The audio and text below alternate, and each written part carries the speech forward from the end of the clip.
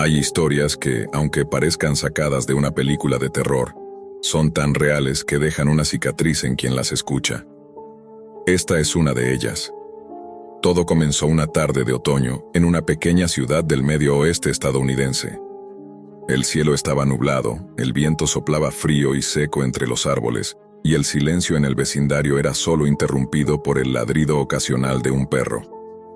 En esa casa de fachada normal, vivía Daniel Thompson, un hombre de 42 años, padre de 2 hijos, divorciado, trabajador de mantenimiento informático en una empresa local.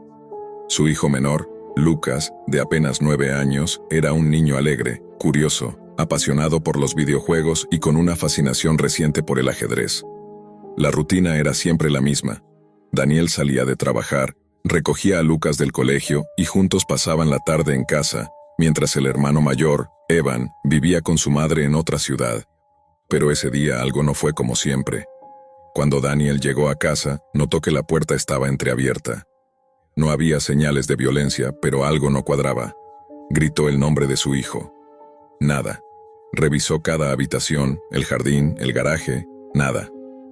El pequeño Lucas había desaparecido. Llamó a la policía. Declaró entre sollozos, explicó que no había razón aparente para que el niño se hubiera ido solo.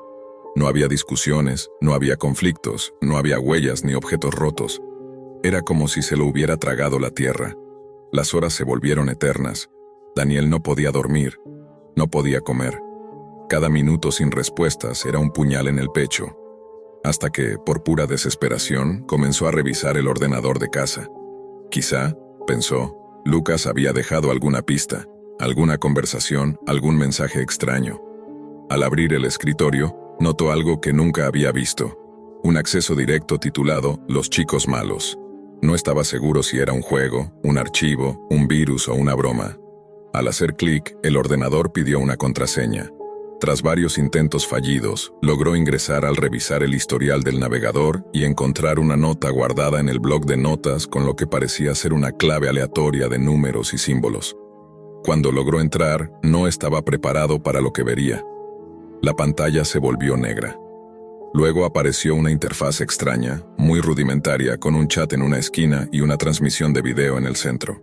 No había logos, no había botones típicos, no había forma de volver atrás fácilmente. Solo una transmisión en vivo. La cámara mostraba una habitación oscura, con paredes de concreto y una luz parpadeante. En el centro había una silla metálica, y en esa silla, un niño, atado, amordazado, llorando, moviéndose con desesperación. Daniel sintió que el alma se le escapaba del cuerpo. Era su hijo, era Lucas, no había duda. Reconocería ese rostro aunque el mundo se desmoronara. Su camiseta azul con rayas, sus zapatillas de dinosaurios, su cabello despeinado. Todo estaba ahí, pero lo que más lo destrozó fue la mirada de pánico de su hijo, directa a la cámara, como si supiera que su padre lo estaba viendo. Entonces, en el chat lateral, comenzaron a aparecer mensajes. Iniciamos la puja en $1000. Quiero verlo llorar. Subo a 2000. Quiero exclusividad, pago 5000. 10,000, lo quiero ya. Daniel no entendía nada. ¿Qué era esto? ¿Una broma? ¿Una simulación? No, aquello era real. El niño estaba ahí, respiraba, temblaba. Suplicaba con la mirada. Los hombres que aparecieron en escena no tenían rostro visible. Llevaban pasamontañas negros, guantes y ropa sin marcas. Se movían con frialdad, como si estuvieran acostumbrados a hacer esto. Uno de ellos se acercó a la cámara y dijo con una voz distorsionada: Bienvenidos a la subasta. Este es el lote 14B varón, 9 años, buen estado físico, sumiso, sin historial médico, pueden comenzar a ofertar. El chat se llenó de emojis, risas, frases en varios idiomas y bre todo, ofertas en criptomonedas. Bitcoin, Monero, Ethereum, todo era instantáneo. Los usuarios enviaban capturas de sus wallets y los administradores confirmaban con un simple OK. Daniel, con el corazón en llamas y el estómago revuelto, intentó escribir en el chat: «Ese es mi hijo, devuélvanmelo». Pero fue ignorado. Varios usuarios incluso se burlaron. «Ja, ja, ja, tenemos al papá en la sala». «¿Cuánto estás dispuesto a pagar, héroe?» 100,000 y es tuyo, viejo. La desesperación lo llevó a hacer lo impensable. Abrió su billetera de criptomonedas. Años de ahorros. Una inversión que había hecho por seguridad. Tenía poco más de $100,000 en bitcoins. Todo lo que tenía. Todo. Escribió en el chat. Pago 100,000, devuélvanmelo, ya. Hubo un silencio tenso. El chat se detuvo unos segundos. Entonces el encapuchado volvió a la cámara y dijo: transferencia verificada. Lote 14B vendido, apagaron la transmisión. La pantalla quedó en negro. Daniel gritó, lloró, golpeó el escritorio. No sabía si lo había perdido o si lo recuperarían. Hasta que 1 hora después recibió un correo. Sin remitente, sin asunto, solo un mensaje. Paraje desolado, coordenadas adjuntas, 30 minutos, solo. Si hablas con alguien, no lo vuelves a ver. Sin pensarlo, tomó su coche y condujo como un loco hasta el punto que indicaban las coordenadas. Una vieja fábrica abandonada a las afueras de la ciudad. Allí, en medio del polvo y el silencio, lo encontró. Lucas estaba en el suelo, envuelto en una manta, con los ojos rojos y el cuerpo temblando. Al verlo, corrió hacia su padre. Se abrazaron con una fuerza que solo entienden quienes han estado al borde del abismo. Daniel lloró. Lucas también. No dijeron nada. No hacía falta. La policía nunca encontró a los responsables. Las direcciones IP estaban enrutadas por decenas de países. Las criptomonedas, imposibles de rastrear. El acceso a la transmisión había sido a través de un portal de la Deep Web que desapareció al día siguiente. Daniel y Lucas tuvieron que mudarse. Cambiaron de nombre, de ciudad, de vida. Vivían con miedo constante de que los encontraran. Lucas sufría pesadillas. Daniel apenas podía dormir, pero seguían vivos, juntos, y eso era lo único que importaba. Este caso, aunque parezca increíble, no es único. En los rincones más oscuros de la Deep Web existen redes que comercian con vidas humanas como si fueran objetos. Subastas de menores, transmisiones en vivo de abusos, zoológicos humanos donde personas son ofrecidas al mejor postor para torturas, humillaciones o desapariciones. La Deep Web no es solo un sitio donde se venden drogas o se comparten documentos prohibidos. Es un ecosistema paralelo donde lo más perverso del ser humano se manifiesta sin filtros, sin leyes, sin consecuencias aparentes. Y lo más escalofriante es que muchas de estas transmisiones son consumidas por miles de usuarios en tiempo real. Personas comunes, padres de familia, empresarios, vecinos. Gente que, tras una pantalla, alimenta un mercado de dolor. Lucas fue uno de los pocos que regresó. Pero ¿cuántos no lo logran? ¿Cuántos siguen ahí, en alguna sala oscura, esperando que alguien los vea, que alguien los salve, que alguien al menos sepa que existen? La historia de Daniel y Lucas es una advertencia, un recordatorio brutal de que el mal no siempre tiene rostro, que la tecnología, en manos equivocadas, puede convertirse en un arma de destrucción silenciosa, y que, en algún lugar de la red, ahora mismo, podría estar ocurriendo otra subasta, una que nadie detendrá. El rumor apareció primero como una broma privada entre foros. $500 en Bitcoin por medio litro de sangre, recolección discreta, sin preguntas. A muchos les sonó a trampa, a cebo para extorsión o a un cuento de terror más entre tantos hilos que explotaban el morbo.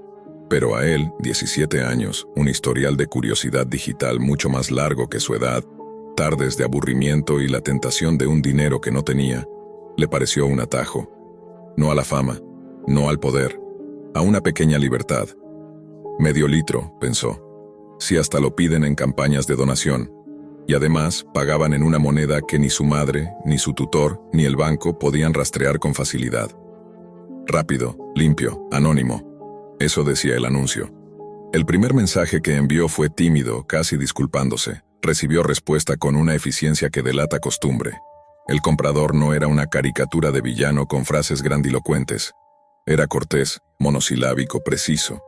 Preguntó por su estado de salud, por si tomaba medicación, por su peso. Después, la frase que lo desencajó: tu sangre, tu historia, tu decisión. No había intimidación. En el fondo, a él le molestó que no intentaran asustarlo. Quería que hubiera un obstáculo que lo hiciera dar marcha atrás. No lo hubo. Solo un protocolo impersonal que sonaba, justamente por impersonal, a negocio serio. La cita fue al anochecer. en una calle sin salida a 2 cuadras de su casa, porque no hay cámaras. La camioneta sería negra, los vidrios polarizados, la matrícula tapada por barro. Te pagaré al momento, remató el desconocido. Solo quiero ver que es real. El día de la entrega fue banal. Clases, risas en el recreo, un examen de historia con preguntas de fechas que no recordaría una hora después. En la tarde se dio una vuelta por la farmacia, compró un frasco esterilizado, pagó en efectivo, y unas galletas por el mareo. Todo normal, todo doméstico. Nadie le adivinaba el secreto. En el baño de su casa, con un amigo que prefería no saber, llenó el frasco como pudo, con manos temblorosas. No fue heroico, ni brutal, ni épico. Fue torpe, lento, con esa mezcla de miedo y orgullo que deja a cualquiera con el pulso rebotando en los dientes. Lo selló, lo guardó en una bolsa térmica con hielo y, al caer el sol, salió. La camioneta apareció con puntualidad quirúrgica. Nada de música alta ni motores rugiendo. Se detuvo y no apagó el motor.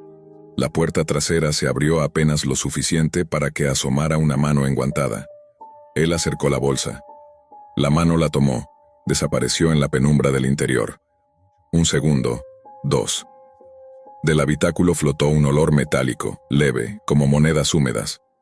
El hombre, porque la voz que salió de allí era inequívocamente de un hombre, dijo gracias, con una cordialidad que sonó casi tierna. El celular de él vibró, la notificación del pago entró con su icono abstracto y ese número que en su cabeza ya equivalía a ropa, a un teléfono nuevo, a un teclado mecánico con luces. Estuvo a punto de despedirse cuando el hombre hizo algo que descolocó toda lógica. Desenroscó el frasco frente a él y, como quien cata un vino, llevó el borde a la boca y bebió un sorbo. No fue un espectáculo grotesco. No hubo exageración. Fue un gesto cotidiano en un contexto imposible. El sonido sordo del líquido, la pausa satisfecha, la respiración calmada. Él sintió que el mundo se inclinaba un poco hacia la izquierda. No por el mareo físico, que también, sino por la sensación de haber cruzado un puente sin barandas.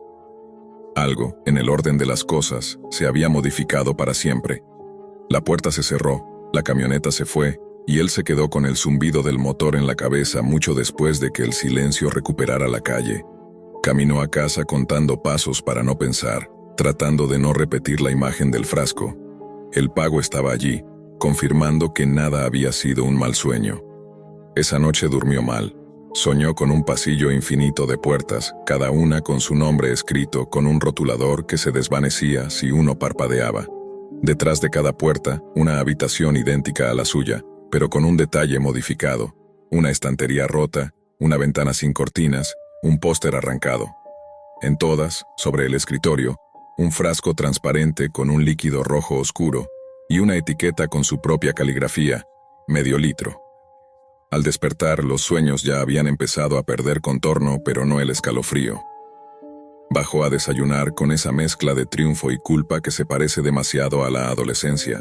El comprador escribió 2 días después. No saludó ni preguntó cómo estaba. La próxima 1,5 litros. Fue como si alguien empujara el volumen de la música en una fiesta, sin pedir permiso. Él tecleó un no puedo, no debo, no es saludable.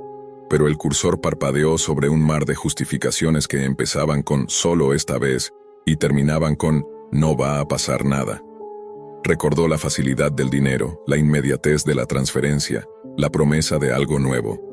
En su cabeza un coro agotador de voces contradictorias. Le respondió con una excusa.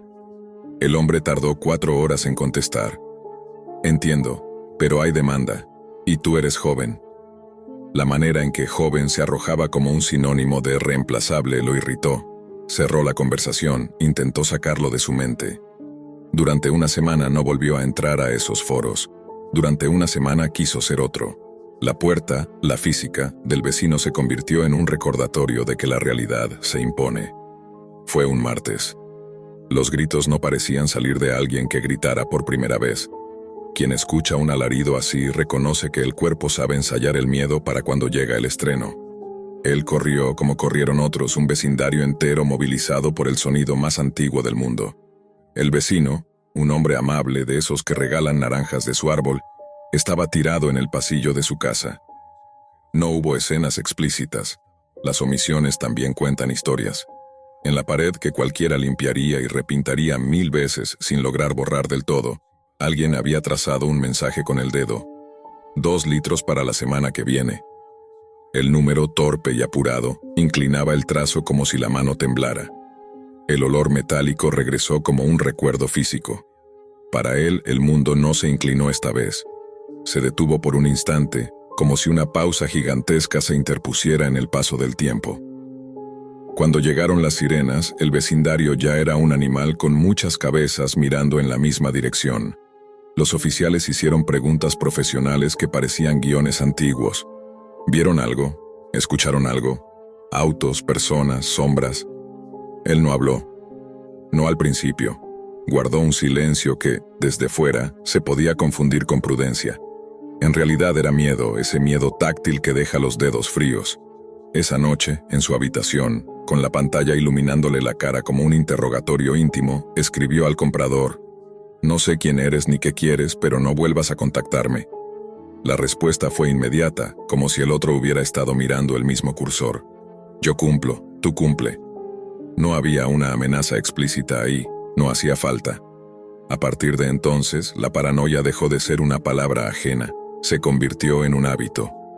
Caminaba mirando reflejos, contaba coches negros aunque fueran de marcas y años que no se parecían en nada, memorizaba matrículas que olvidaba a los 5 minutos. Quitó el póster que tapaba la ventana para ver mejor la calle. Dijo en casa que quería más luz. Instaló en la puerta de su cuarto un cerrojo ridículo que solo impedía el paso a quien ya no quería entrar. En el instituto los pasillos parecían más estrechos, la gente más alta. La normalidad ajena tenía el brillo irritante de los escaparates. No era que creyera que todos estaban en su contra. Era peor, sospechaba que a nadie le importaría si algo le pasaba. La policía, por su parte, hizo algo que nadie esperaba. Lo llamó. No por el mensaje, porque no sabían del mensaje. Por la camioneta. Alguien había visto un vehículo negro de vidrios oscuros dando vueltas el día del ataque al vecino. Había una cámara en una esquina que, aunque mala, había captado una silueta de matrícula. Empezaron a tirar del hilo. A él lo citaron para una declaración. Fue, se sentó, relató lo mínimo. No dijo: «Vendí medio litro de sangre por $500», porque decirlo en voz alta lo habría convertido en otra persona, una a la que no sabría cómo mirar al espejo. Evitó los detalles como quien camina por un campo minado sin mapa. Los agentes se miraron entre sí con esa mezcla de sospecha y cansancio de quienes han escuchado demasiadas versiones incompletas. Esa semana, un detalle nuevo.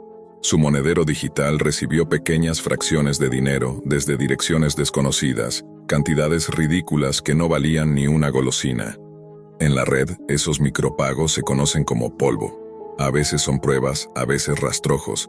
5 transacciones, cada una con un patrón que solo él parecía ver. 0.0000002, 0.0000002, 0.0000002. Se dio cuenta de que estaba buscando señales donde quizá no las había, pero la repetición del número lo martillaba. 2 litros. Para entonces, todo le hablaba en esa lengua. Sus búsquedas, que ya no eran curiosidad de adolescente sino fiebre por entender, lo llevaron a un submundo del submundo. Mercados con secciones que jamás hubiera sospechado.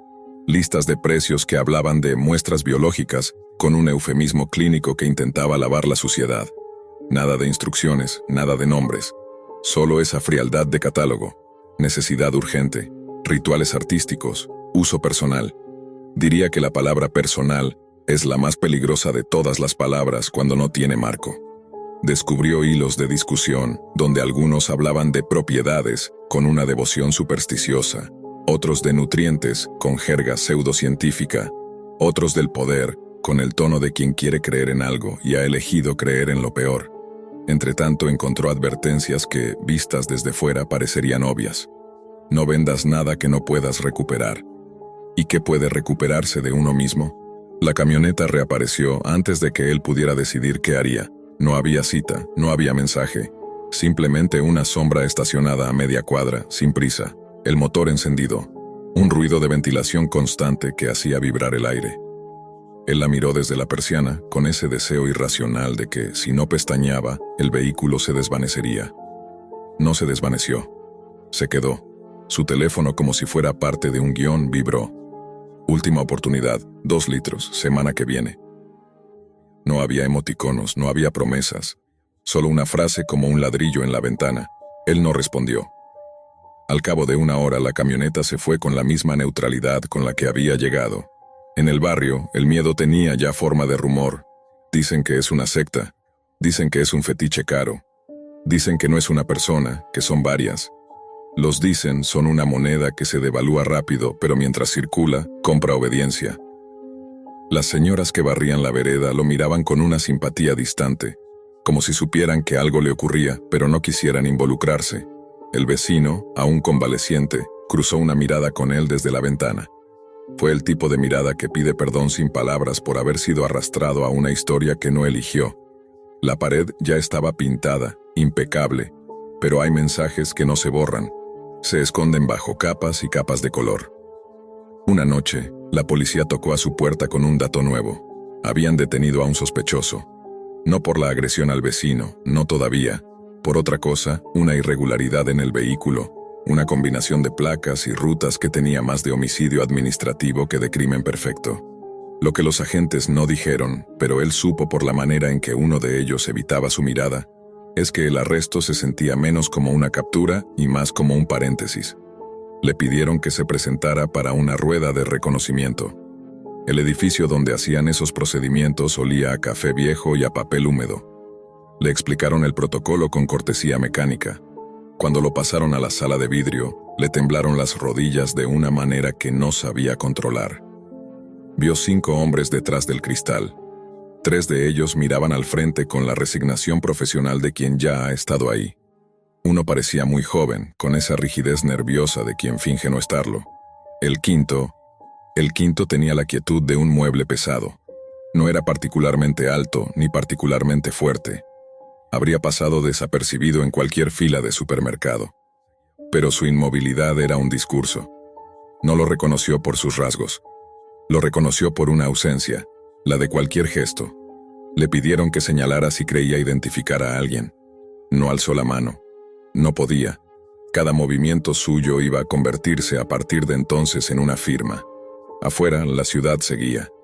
La detención fue la noticia del día durante unas horas en los grupos de chat del barrio.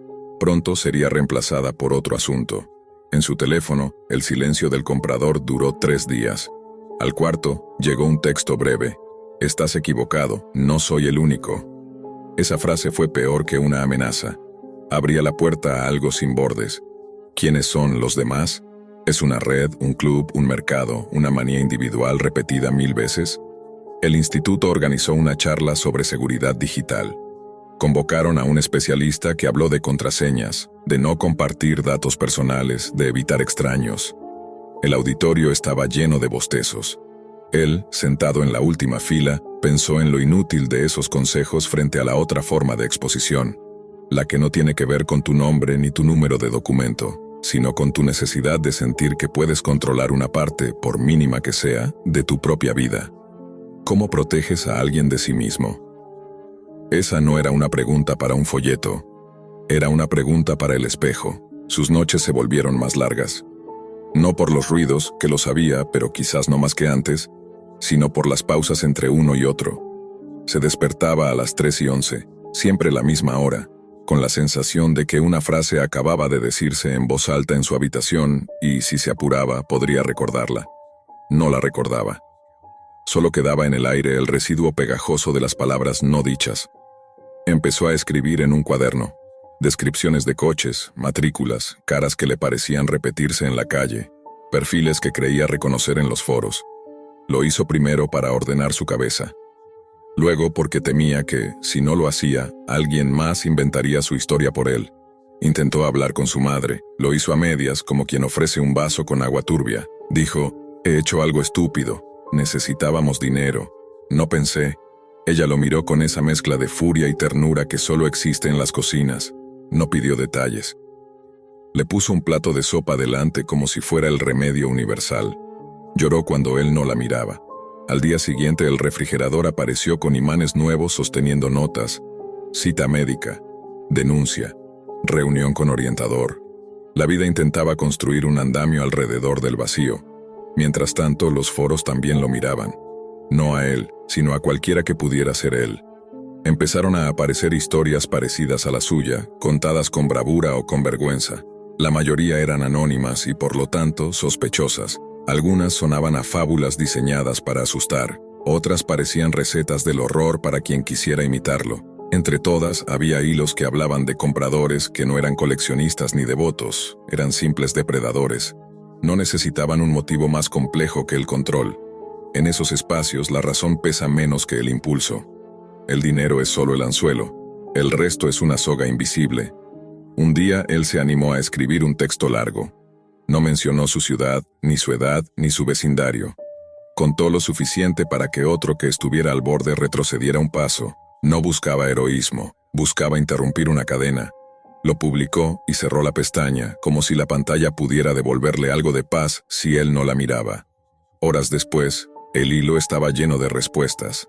Entre la compasión y el morbo, como siempre. Una respuesta, sin embargo, lo dejó helado. No inventes. Los rituales son seguros y se hacen bien. No asustes a los chicos. La cuenta era nueva, pero la sintaxis... Había una cadencia familiar en esas frases, una economía de palabras, una cortesía helada. Volvió a leer el primer mensaje que había recibido meses atrás. Tu sangre, tu historia, tu decisión. Era la misma música. A partir de ese día, se convenció de que no estaba enfrentando a una persona, sino a una idea. Y las ideas, ya lo saben los que han intentado combatir mitos, no van a juicio, no pagan fianza, no cumplen condena. Habitan cuerpos, sí, pero sobreviven a ellos. Aún así, decidió dar pasos físicos, concretos. Cambió de ruta para volver a casa. Habló con un profesor en quien confiaba. Dejó de salir de noche. Empezó terapia. Estas acciones parecían pequeñas en el mapa del miedo, pero en su geografía eran montañas. Se aferró también a objetos. El cuaderno se convirtió en un talismán. En sus páginas pegó recortes, copió conversaciones a mano para sentir que tenía control sobre las palabras. Dibujó mapas de su barrio con líneas negras donde alguna vez vio una camioneta oscura estacionada. Descubrió que escribir le permitía mover el terror del pecho a la hoja, y aunque en el pecho seguía pesando, al menos podía verlo fuera de sí. En una página, escribió en grande, no hay trato. No para el comprador, que quizá jamás volvería a leerlo, para él mismo. En medio de esa disciplina de supervivencia, algo cambió en el aire del barrio. No fue una noticia ni un patrullero más. Fue la manera en que la gente se detenía a saludar. La panadera empezó a preguntar por su madre. El vecino de la ferretería le ofreció un trabajo de fin de semana. La escuela envió un correo con recursos de apoyo que, por primera vez, no sonaron a lista genérica. La solidaridad no es una cura, pero es una mano en el hombro cuando uno cree que va a caerse a un pozo. Esa red, con su imperfección humana, lo sostuvo. El proceso contra el detenido siguió su curso con la lentitud burocrática que desespera a cualquiera. Abogados, plazos, audiencias suspendidas. En los pasillos del juzgado, se cruzó con familias que esperaban respuestas por casos que no se parecían al suyo, y comprendió que el dolor tiene dialectos, pero es la misma lengua. A veces veía, fugaz, al hombre inmóvil del cristal, siempre flanqueado por alguien, siempre sin prisa. Nunca le dirigió la mirada. El silencio que había entre ambos era un tablero lleno de piezas que no sabía mover. Una tarde, al volver a casa, encontró en su buzón un sobre sin remitente. Dentro, una fotografía impresa en papel barato. Era la esquina de su calle, tomada desde un ángulo alto, como si la cámara hubiera estado en una ventana del edificio de enfrente. En el borde inferior, con bolígrafo, alguien había escrito, «Quédate en casa». No supo si esa frase era una amenaza o una advertencia. Llamó a la policía. Tomaron la foto con guantes, prometieron seguir el hilo. Se fue a su cuarto, cerró la puerta y sintió que el mundo se encogía hasta caber en el espacio entre su espalda y la madera. Esa noche no durmió. Escuchó cada auto que pasaba afuera, cada perro que ladraba, cada tubería respirando como un animal antiguo. A las 3:11, la hora exacta de sus despertares, el teléfono vibró con un correo sin asunto. Dentro solo había un archivo de texto con una línea. Nadie vuelve por ti si tú no vuelves primero. La ambigüedad era una técnica. Si reaccionaba, perdía. Si ignoraba, perdía distinto. Eligió no responder. A la mañana siguiente imprimió el correo y lo pegó en su cuaderno, entre la página del No hay trato y un recorte de un artículo sobre cómo el miedo cambia la percepción del tiempo. Empezó a notar otra cosa.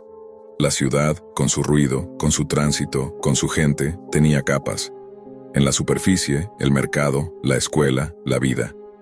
Debajo, un sistema de intercambios invisibles que se parecía más a una fe que a un comercio.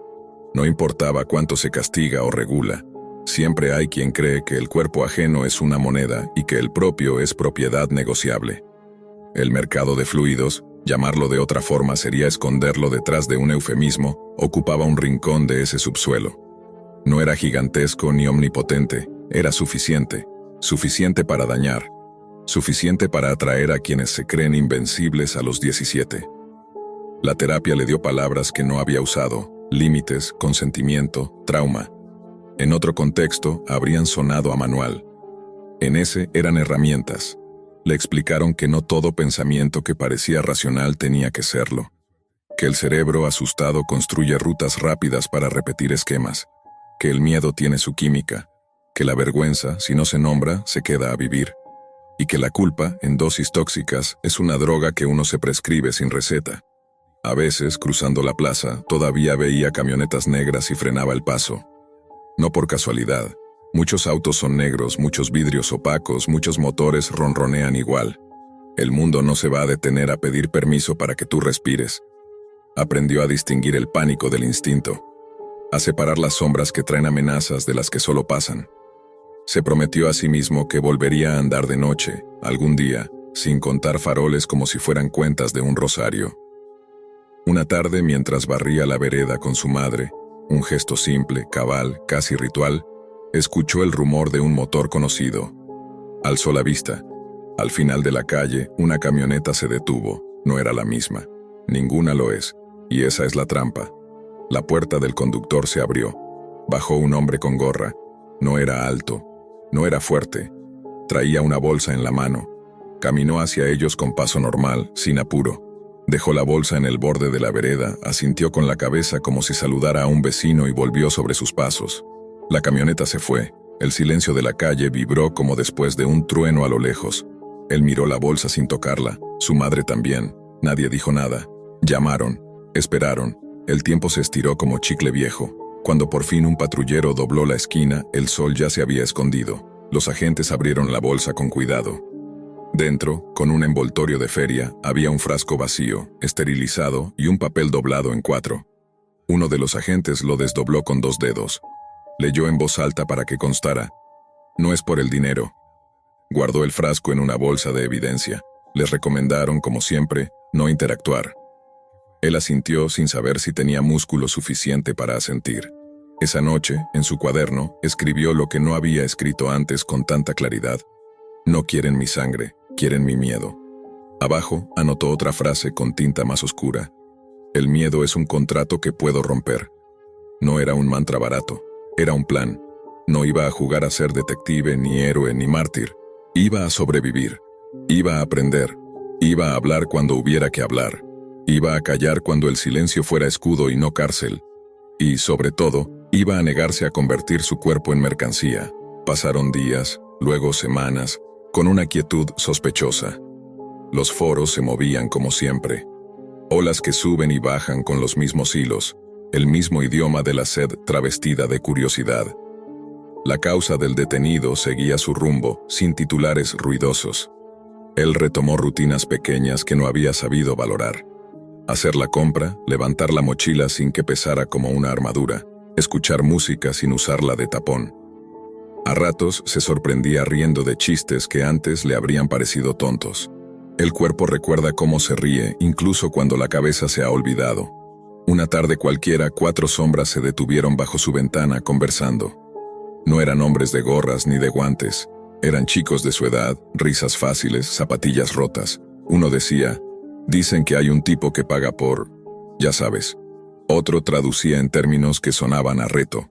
Un tercero, más serio, preguntó: ¿y si es de verdad? El cuarto se encogió de hombros. ¿Qué puede pasar? Él se asomó apenas, sin dejarse ver.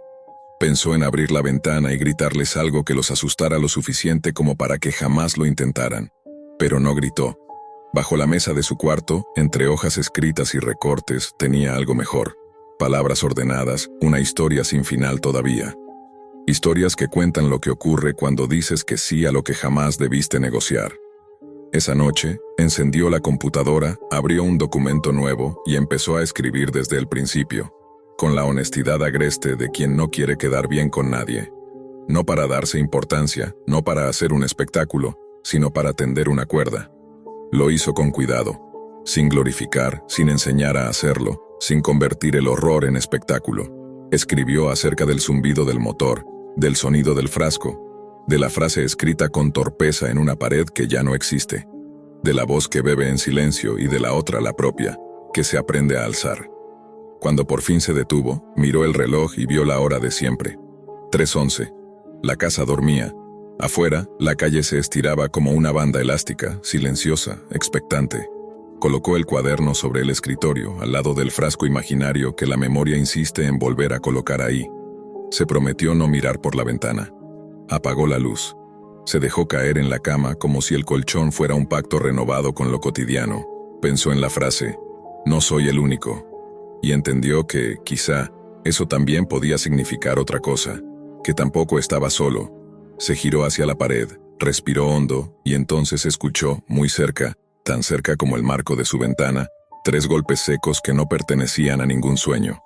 Luego, el mismo silencio que siempre llega después de una frase que no se dice, y bajo ese silencio, escondida, una decisión que lo esperaba desde la primera noche en que una camioneta negra suspendió el mundo a 2 cuadras de su casa.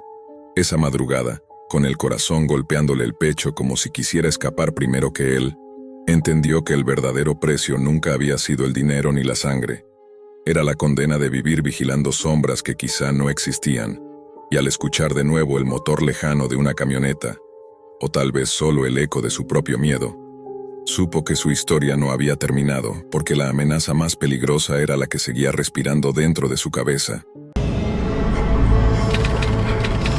En la vasta oscuridad de Internet existe un rincón donde las reglas de la moral, la ley y el sentido común parecen evaporarse.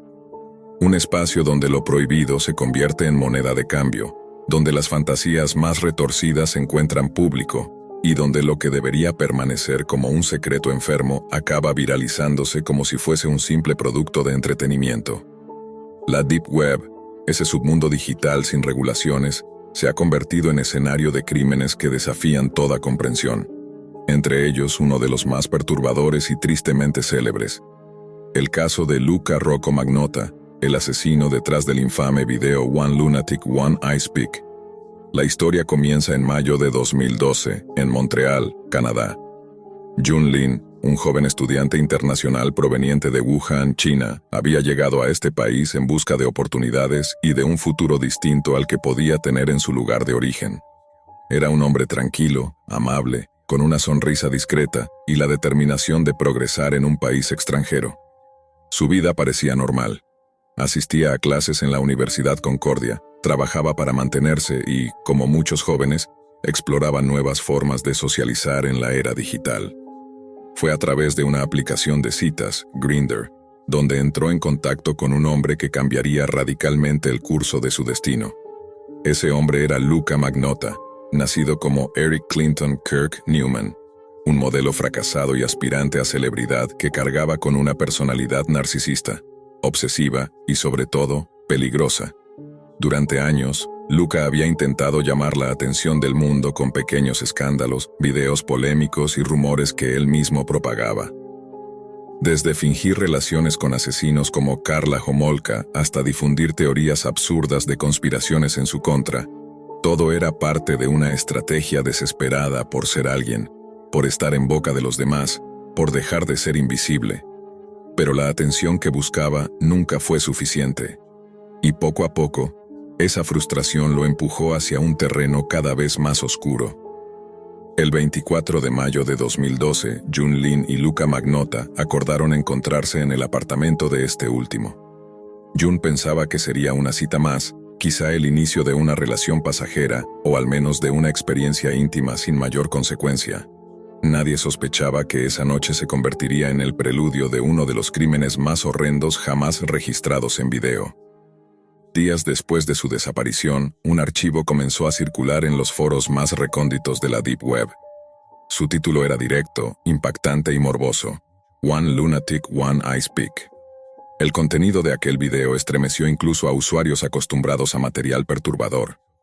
Allí se veía a un joven asiático atado a una cama, indefenso, mientras era apuñalado brutalmente con un picahielos por un hombre de complexión delgada, rostro parcialmente cubierto y actitud metódica. Pero la violencia no terminó con la muerte. Lo que siguió fue una escena de desmembramiento, necrofilia y finalmente, el acto grotesco de alimentar a un perro con fragmentos del cuerpo. La publicación del video desató una tormenta global. La policía canadiense recibió denuncias de usuarios que habían visto las imágenes y aunque al principio dudaron de su autenticidad, pronto comenzaron a surgir pruebas que confirmaban lo peor. Lo que se mostraba no era una recreación, ni un montaje, ni un gore ficticio para asustar a curiosos. Era un asesinato real. El cuerpo pertenecía a Jun Lin, quien ya había sido reportado como desaparecido por sus amigos y compañeros de universidad. La investigación avanzó con rapidez, pero no por la acción inmediata de las autoridades, sino por la presión de la propia comunidad en línea. Usuarios de distintos foros comenzaron a rastrear pistas, comparar detalles del apartamento, identificar objetos y unir cabos que la policía apenas estaba empezando a reconocer. Este movimiento más tarde sería inmortalizado en el documental de Netflix Don't Fuck with Cats. Mientras la policía trataba de localizar a Magnotta, la brutalidad del crimen se expandía más allá del video. Luca había decidido que su espectáculo macabro debía dejar huella en la vida real. Comenzó a enviar partes del cuerpo de Jun Lin por correo a instituciones políticas y educativas en Canadá. Un paquete llegó a la sede del Partido Conservador, otro a la del Partido Liberal, y más tarde se hallaron restos en escuelas primarias. Cada caja iba acompañada de cartas misteriosas, mensajes cargados de arrogancia, casi como si el asesino estuviera disfrutando de un juego retorcido con las autoridades y los medios. El país entero estaba en shock. No se trataba solo de un asesinato, era una declaración pública de terror, un performance diseñado para captar la máxima atención mediática. La cacería internacional comenzó. Se difundieron las imágenes de Magnotta en todos los noticieros.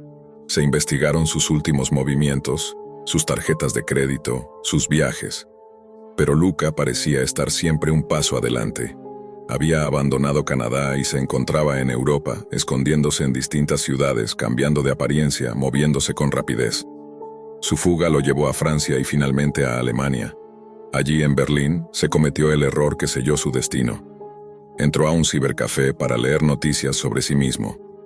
Estaba absorto, fascinado, viendo cómo su nombre aparecía en titulares internacionales cuando alguien lo reconoció y dio aviso a la policía. Fue arrestado sin oponer resistencia.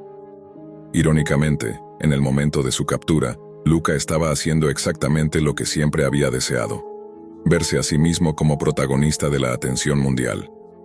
El juicio de Luca Magnotta fue seguido de cerca por millones de personas. La defensa intentó alegar problemas de salud mental, esquizofrenia, delirios. Sin embargo, la planificación meticulosa del crimen, las pruebas que demostraban que había comprado herramientas y cámaras con antelación, y los múltiples intentos de Luca por ganar notoriedad en el pasado hicieron que el jurado concluyera que se trataba de un acto consciente, deliberado y cruel. En 2014, fue condenado a cadena perpetua sin posibilidad de libertad condicional por 25 años. Hoy cumple su condena en Canadá, lejos de los reflectores que tanto ansiaba. Pero la historia no termina allí. El video One Lunatic, One I Speak continúa siendo uno de los materiales más buscados y prohibidos en los rincones oscuros de la red.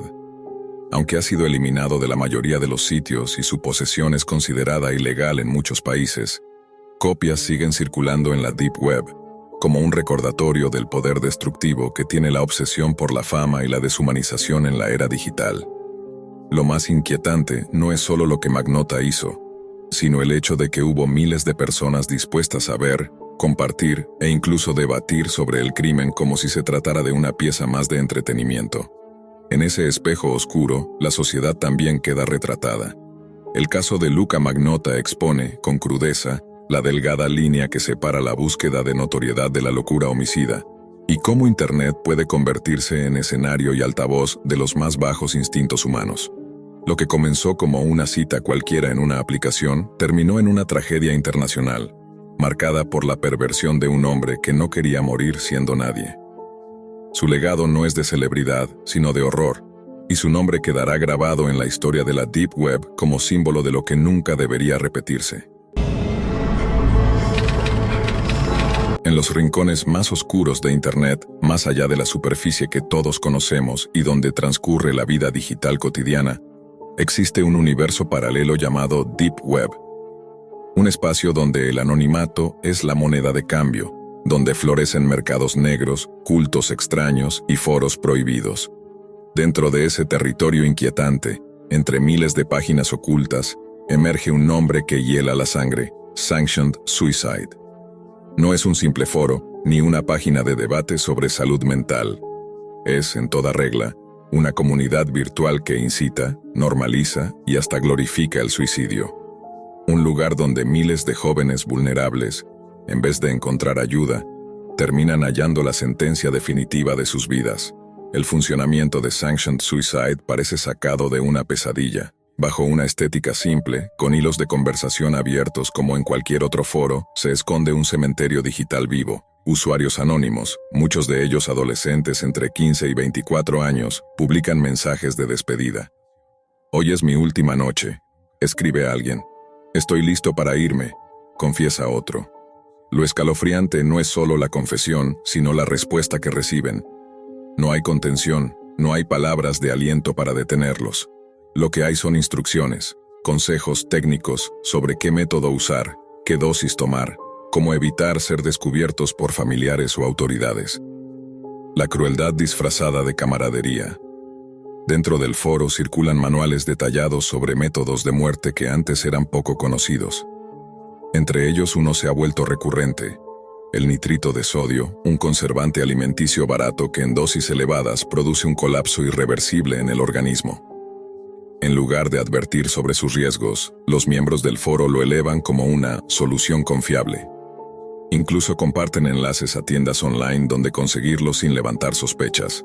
Paquetes que llegan directo al buzón de jóvenes en cualquier parte del mundo. Lo que para la industria alimenticia es un simple aditivo, para Sanctioned Suicide es un arma letal promocionada como si fuese un producto estrella. Pero la realidad de este foro va más allá de la simple publicación de recetas macabras. Algunos usuarios deciden transmitir en vivo sus últimos momentos, dejando que decenas o incluso cientos de espectadores los acompañen en su despedida final. En esas transmisiones no hay intentos de rescate, no hay llamadas de auxilio. Lo que hay son aplausos virtuales, comentarios de ánimo y mensajes de «te vemos del otro lado». La perversión llega a niveles indescriptibles. Se trata de una comunidad que convierte el suicidio en espectáculo, en rito colectivo, en una celebración de la muerte. Entre las historias más perturbadoras vinculadas a Sanctioned Suicide se encuentra la de Daniel Del Canto, un adolescente de 17 años en Estados Unidos. Como muchos jóvenes, Daniel llegó al foro buscando respuestas, quizá un refugio a su soledad. Lo que encontró fue un círculo de desconocidos que, en vez de ofrecerle apoyo, lo convencieron de que la única salida era la autodestrucción. Daniel compró nitrito de sodio siguiendo las indicaciones que recibió en la plataforma y murió en su habitación, mientras en el foro celebraban su decisión valiente. Su familia descubrió después los mensajes en línea, incapaces de comprender cómo un grupo de extraños tuvo más influencia en su hijo que cualquier palabra de amor en casa. El caso de Roberta Barbosa, una universitaria de Glasgow, es igualmente devastador. Con apenas 20 años, Roberta participaba activamente en Sanctioned Suicide, compartiendo sus pensamientos oscuros con usuarios que la trataban con una mezcla de frialdad y falsa comprensión. Allí recibió recomendaciones precisas sobre qué sustancia ingerir, en qué momento y de qué manera hacerlo para evitar ser rescatada. Roberta falleció en 2021 y su historia fue ampliamente difundida por la prensa británica, generando un debate nacional sobre la responsabilidad de estas comunidades en línea. Pero aunque el clamor social exigía justicia, el foro siguió activo, cambiando de dominios, de servidores, de disfraces digitales, pero manteniendo intacta su esencia mortal.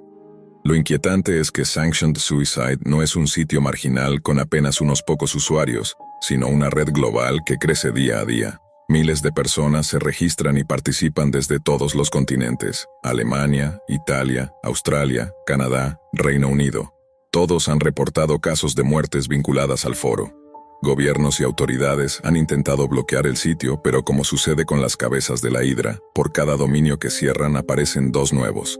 Los administradores se mueven con destreza en el submundo digital, migrando servidores, camuflando direcciones, manteniendo viva una comunidad que desafía cualquier intento de censura. Los defensores del foro lo llaman una comunidad pro-elección, argumentando que cada persona debería tener derecho a decidir cuándo y cómo morir. Bajo esa bandera de falsa libertad, justifican lo injustificable: alentar a jóvenes frágiles, muchas veces en estados depresivos temporales, a terminar con sus vidas en lugar de recibir ayuda. La retórica del derecho a elegir se convierte en una coartada para encubrir un fenómeno de manipulación colectiva, donde el dolor ajeno se transforma en espectáculo digital. Los testimonios de familias que perdieron a sus hijos por la influencia de Sanctioned Suicide son desgarradores. Padres que entran a las habitaciones de sus hijos demasiado tarde, madres que descubren en el historial del navegador las conversaciones que empujaron a sus hijos al vacío. En esas líneas frías de texto está la evidencia de un crimen invisible, el de la persuasión digital. No hay un asesino con rostro ni un arma en la mano, pero sí hay una comunidad de voces anónimas que ejercen la presión necesaria para llevar a alguien al límite. El foro ha sido denunciado por organizaciones de salud mental en todo el mundo. Expertos advierten que su existencia perpetúa la idea del suicidio como solución definitiva, normalizando lo que debería ser una señal de alarma. Psicólogos y psiquiatras coinciden en que el foro explota las vulnerabilidades más íntimas de los jóvenes: su necesidad de pertenencia, de ser escuchados, de sentirse comprendidos. Sanctioned Suicide les ofrece una comunidad, sí, pero una comunidad de muerte. Lo más alarmante es la facilidad con la que cualquiera puede acceder. Aunque el sitio se esconde bajo distintos nombres y dominios, bastan unos cuantos clics en buscadores alternativos o foros de la Deep Web para encontrar la ruta de entrada. Una vez dentro, el usuario se enfrenta a un abismo. Publicaciones ordenadas por métodos, listas de compras, relatos de muertes recientes, incluso galerías de fotografías de quienes ya cruzaron al otro lado. Todo dispuesto con frialdad clínica, como si se tratara de un catálogo. Los gobiernos han intentado combatirlo de distintas maneras. Alemania bloqueó el acceso a varios dominios, Italia lanzó campañas de concientización, Australia buscó penalizar la promoción del suicidio en línea. Pero los resultados han sido limitados. El foro sigue vivo, adaptándose, reapareciendo. Y mientras tanto, las muertes continúan sumándose en silencio. Cada nueva víctima representa no solo una tragedia individual, sino la prueba de que la tecnología, cuando cae en las manos equivocadas, puede convertirse en un arma de destrucción silenciosa. En términos fríos, las cifras son estremecedoras. Diversos reportes han señalado que Sanctioned Suicide está vinculado a más de cientos de muertes confirmadas en los últimos años, una cifra que supera la obra de cualquier asesino serial contemporáneo. Y lo más aterrador es que esas muertes no se deben a la acción directa de una persona, sino al eco colectivo de una comunidad digital que opera sin rostro, sin remordimiento y sin consecuencias visibles. Cada historia, cada caso, cada nombre perdido en ese foro es un recordatorio de la fragilidad humana frente a la manipulación. Jóvenes que quizá en otro contexto, con ayuda adecuada, habrían encontrado razones para seguir viviendo, son arrastrados a un destino irreversible por un grupo de desconocidos escondidos tras pantallas. Sanctioned Suicide se ha convertido en un espejo de lo peor que Internet puede ofrecer. Un espacio que, en lugar de sanar, hiere, que en lugar de acompañar, empuja al vacío. La paradoja de la era digital se hace evidente. En un mundo hiperconectado, donde la información fluye como nunca antes, los más vulnerables terminan más solos que nunca.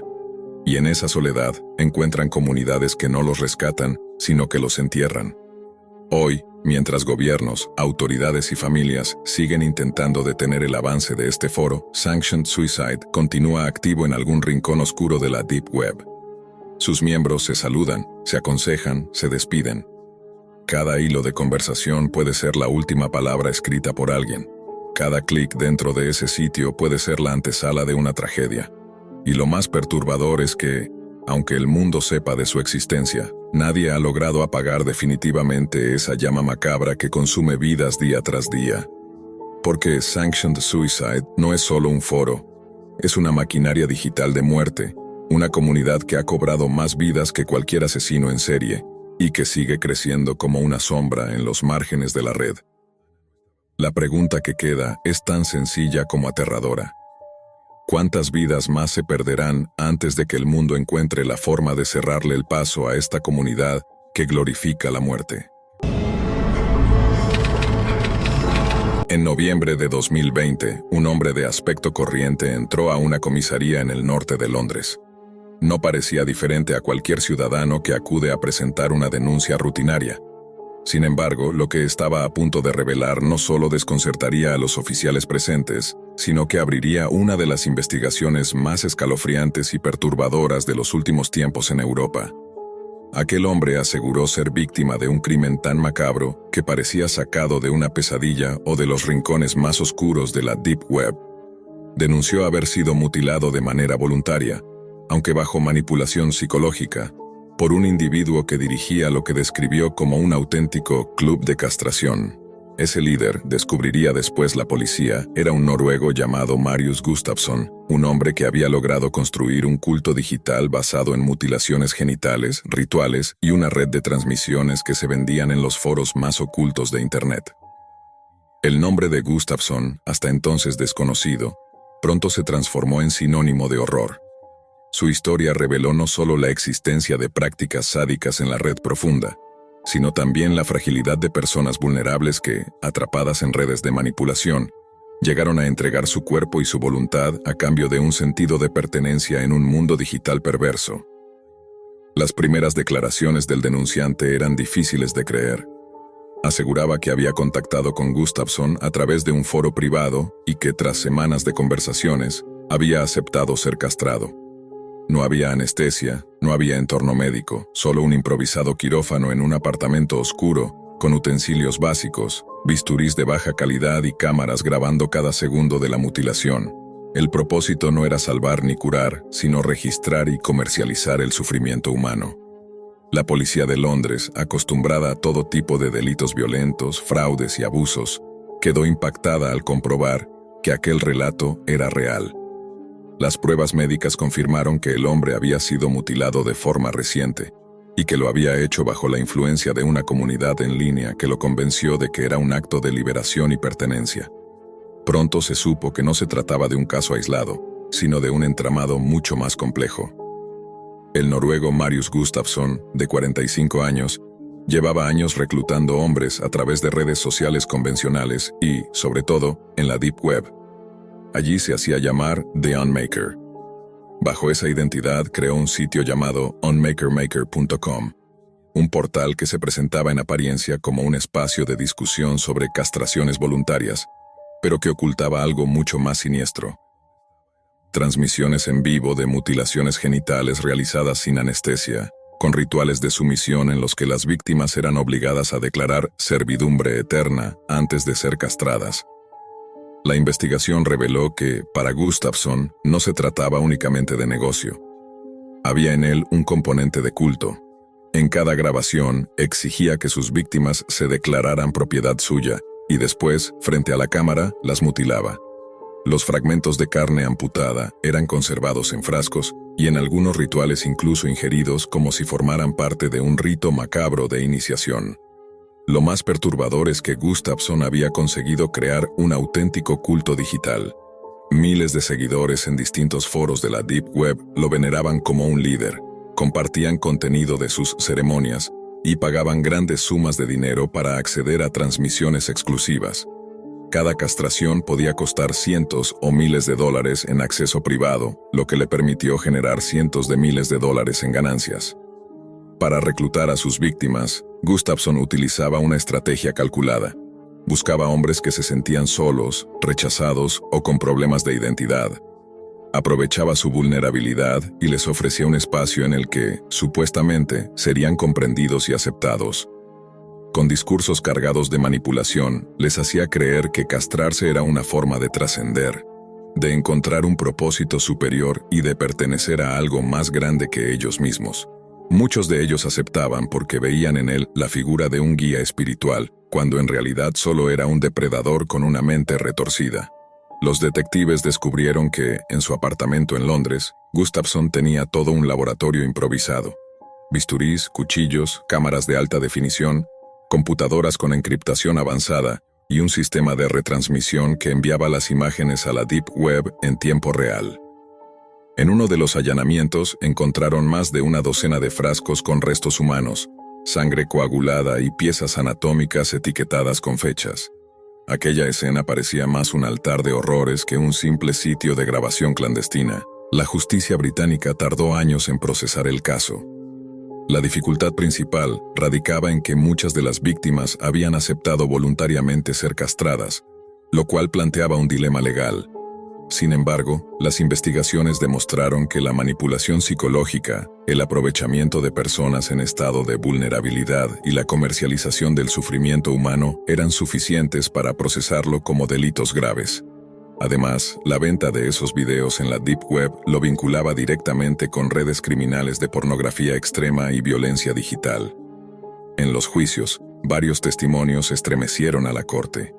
Víctimas que aún vivían narraron cómo habían sido convencidas de que mutilarse era un acto de liberación espiritual. Otros, más traumatizados, contaron que Gustafsson les hacía firmar documentos de servidumbre eterna y los llamaba esclavos en cada grabación. La frialdad con la que llevaba a cabo cada procedimiento, sin empatía, sin remordimiento, solo reforzaba la imagen de un hombre que había convertido el dolor humano en espectáculo. Uno de los detalles más perturbadores revelados en las audiencias fue que Gustafsson, junto a sus cómplices, practicaban rituales en los que cocinaban y consumían partes de los genitales amputados. Este acto, aunque difícil de comprobar en todos los casos, fue confirmado por grabaciones incautadas en sus discos duros. La corte quedó impactada al ver fragmentos de ceremonias donde, entre risas macabras, celebraban la mutilación como si se tratara de un triunfo. Finalmente, en mayo de 2024, tras un proceso largo y complejo, Marius Gustafsson fue condenado a 22 años de prisión. La sentencia dejó claro que no solo era culpable de las mutilaciones, sino también de haber creado y liderado un culto digital que generaba ingresos a costa del dolor y la destrucción de vidas humanas. Sin embargo, aunque el hombre fue encerrado, las cicatrices de su reinado de terror aún siguen abiertas. Porque en la Deep Web, nada muere del todo. Muchos de los videos grabados por Gustafsson circulan todavía en foros oscuros, replicados por coleccionistas de material extremo que se niegan a dejarlo desaparecer. Y aunque su sitio oficial fue cerrado, clones y copias de unmakermaker.com continúan apareciendo en la red, atrayendo a nuevos curiosos y a fanáticos que lo consideran un mártir. El caso de Gustafsson es una muestra del lado más siniestro de Internet, un lugar donde las leyes y la moral pierden sentido, donde comunidades enteras pueden nacer en torno a prácticas que desafían cualquier límite humano. Un recordatorio de que, detrás de cada pantalla, puede ocultarse alguien dispuesto a cruzar todas las fronteras de lo imaginable. Hoy, las autoridades siguen investigando si había cómplices más allá de los que fueron arrestados. Se habla de médicos retirados, de forenses corruptos e incluso de compradores anónimos que pagaban sumas exorbitantes por tener un trozo físico de las víctimas. Cada revelación abre una nueva herida en la memoria de quienes se atreven a mirar este caso de frente. Lo cierto es que Marius Gustafsson logró lo que pocos criminales han conseguido: convertir el dolor humano en un espectáculo global, construir un culto digital que sobrevivirá en la sombra y dejar cicatrices que no solo marcan a sus víctimas, sino que estremecen a toda Europa.